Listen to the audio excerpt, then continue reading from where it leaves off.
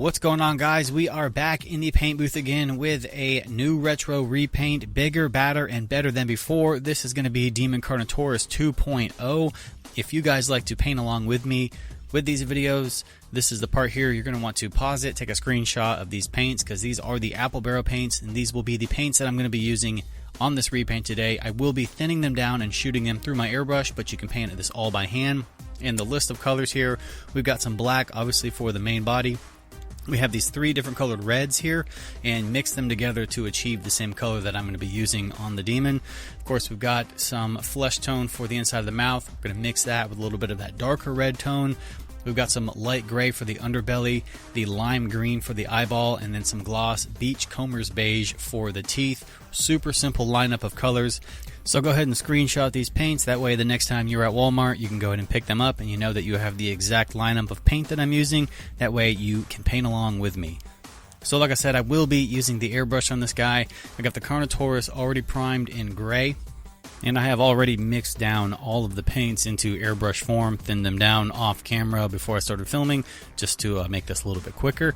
But what I'm going to do is throw in the first color, and it's those 3 reds that I mentioned at the beginning of the video, and mixing them down, starting from the lightest red color, working all the way to the darkest one, and just kind of mixing it until I get a tone that matches the demon that I already have.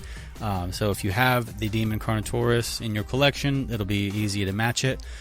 If you don't, you can find images online, or just mix these paints until you're happy with the tone of them. But the 3 of those paints are the ones that make the red tone that matches the best for the demon. Alright, so the next step is going to be masking off all of the red areas that we want to keep red, and then the areas that aren't masked are going to be painted black. Now, you can paint this all by hand if you want to, and I've done stripes and all kinds of designs before by hand, but I've found lately that masking things off with the silly putty really kind of helps me plan out how I want the thing to look. That way I'm not sort of making it up as I go along. I can sort of sit here and mask off certain areas, and try to get like a general idea of what it's going to look like before I even put the paint down. So masking is a nice little tool to have in your arsenal. You can pick up silly putty at toy stores, or buy it on Amazon. They have lots of different kinds of silly putty, so I buy them in bulk, like a little pack of them, and it's just great to have on hand for stuff like this when you really want to sort of plan out what you're going to do. That way you're not just going in blind, and going off the top of your head, which isn't a bad thing. Sometimes I enjoy doing that, but something like this, I really kind of want to plan out the way the stripes are going to look, and the silly putty lets me kind of see sort of what it's going to look like, before I even start slinging paint on it. So I definitely recommend the silly putty. You can use it with the airbrush, or you can use it just by painting by hand. It just kind of helps you get nice crisp lines. If you're having trouble creating designs, you can try maybe sculpting them with the silly putty over the figure first before you start painting them. Like you can see what I'm doing here. I'm sort of going in with this little fine tip toothpick dowel thing, and I'm sort of sculpting and shaping the silly putty into the shape that I want it to be, and then that kind of gives me a better idea of what I'm going to do once I start slinging the black paint on it. Alright, so I've got the silly putty right where I want it to be. Everything's looking good. I've sort of double checked all the parts where the silly putty is touching the figure. I want to make sure I have nice, crisp, clean lines, and I'm going to go in with the black paint thinned down in the airbrush, and we're going to start building up that black skin tone on this guy. And I'm starting off just going in real thin with the paint, low PSI on this airbrush at the moment, just kind of laying down a base black tone on here. I'm making sure that I get into all the little nooks and crannies and making sure that everything gets covered in that black paint. That way I have nice crisp separation from the black and the red stripes. Once I take the masking tape off, it'll look nice and clean and factory. That's what we're going for, and I'll just show you guys real quick here that you can do this with the brush, and I'll just demonstrate on the back of the tail here real quick just to show you guys. So if you have if you put your work in right beforehand and you got a good seal around the putty and the figure itself, then you shouldn't have to worry about any bleeding or anything like that. The silly putty does create a nice seal around it, So you can just thin your paint down a little bit and get some on your brush and go in there and just start sort of coloring in these areas. They're really great guidelines to sort of help you. So I hope you guys use the information of the Silly Putty. You try it out, and hopefully it works out for you guys. Let me know if it does. So we are moving right along with this repaint. All of the black on this guy is done. I've done a couple of coats on him, and he has fully dried. So now we're going to start taking off the masking tape. And if it works out the way that I planned it in my head, then I should end up with a nice, clean, crisp-looking pattern on the back. And so far, so good. I am seeing some nice lines on here. Everything's looking sharp. It's looking great. It's turned out awesome. And I'll go ahead and just sort of fast forward through this entire part. That way you don't have to watch me peel the Silly Putty off. And then that way I can just get it all off and we can get going through this video.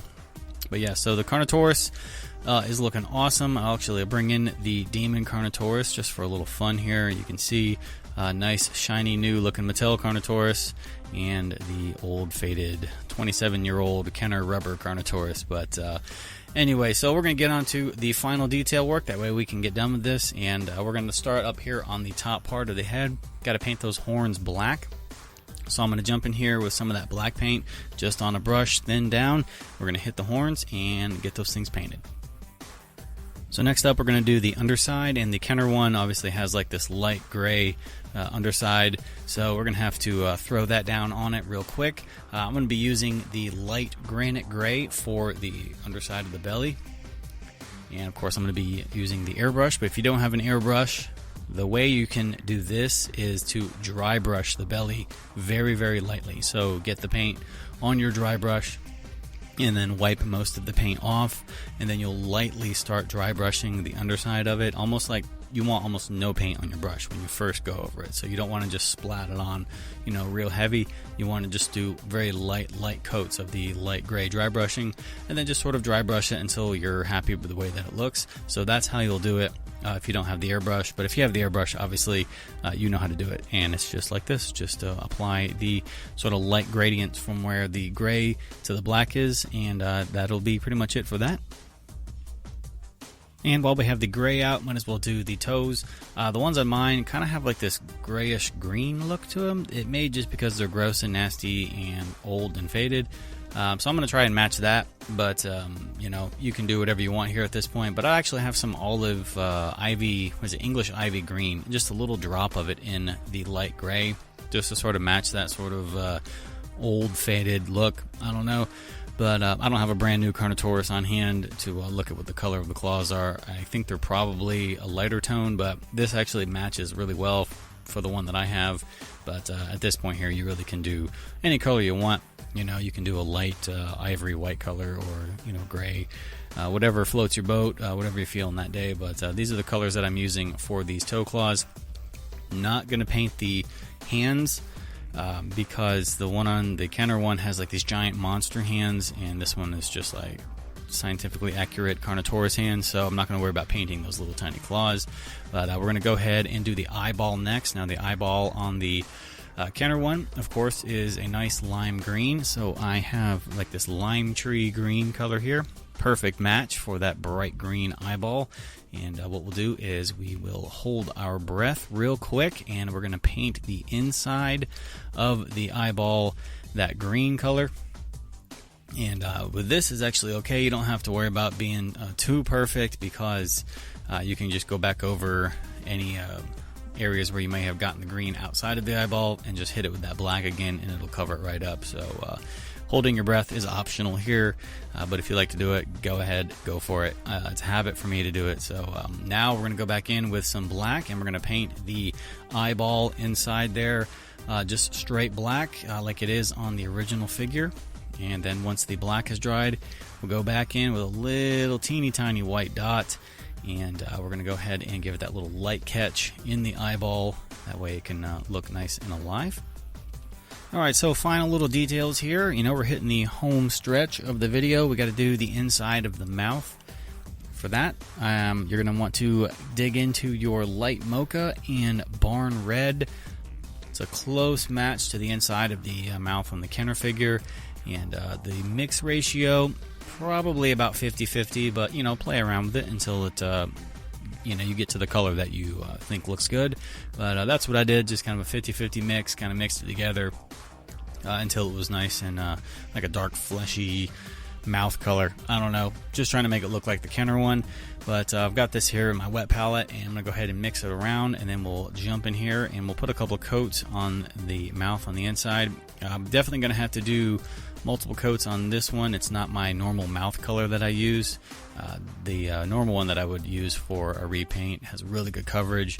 These two paints together have terrible coverage, so you will have to do multiple coats on the inside of the mouth. But once you get the inside of the mouth done, then we're going to jump over to the Beachcomber Beige. Nice glossy tooth color. It looks nice. It's close enough to the Kenner one, which are kind of like an off-white color. So you want to just jump into some of this Beachcomber Beige gloss, or whatever color you have on hand, and then just really carefully paint the individual teeth on the figure. This one here, you can see that the teeth are different because I did what I did on the Disney Carnotaurus repaint. I took the factory teeth out and I put individual sharp pointy teeth in to make it look a little bit more scary. But you know, if you don't do that, obviously just paint the factory teeth or paint around everything, and you don't even have to touch the inside of the mouth. So that's an easier way to do that. But once I get the teeth finished, that is pretty much it for the repaint. So I am going to put several coats of a matte varnish on this guy to really lock the paint in so nothing scrapes away or anything like that. And because this Carnotaurus is actually a gift for a friend of mine, he was super generous, and he actually gave me the new Mattel Super Colossal Carnotaurus as a gift. So I'm actually making this one for him for a surprise. So this one is going to go to him, so I need to make sure the paint stays on it. But after I get the varnish on here, let this guy dry for a couple of minutes, we're going to take it over to the photo booth for some end of the video shots. So I appreciate you all sticking around and watching. I hope you guys enjoyed this video and you found the information provided useful and you got something out of it, and it has helped inspire your next repaint.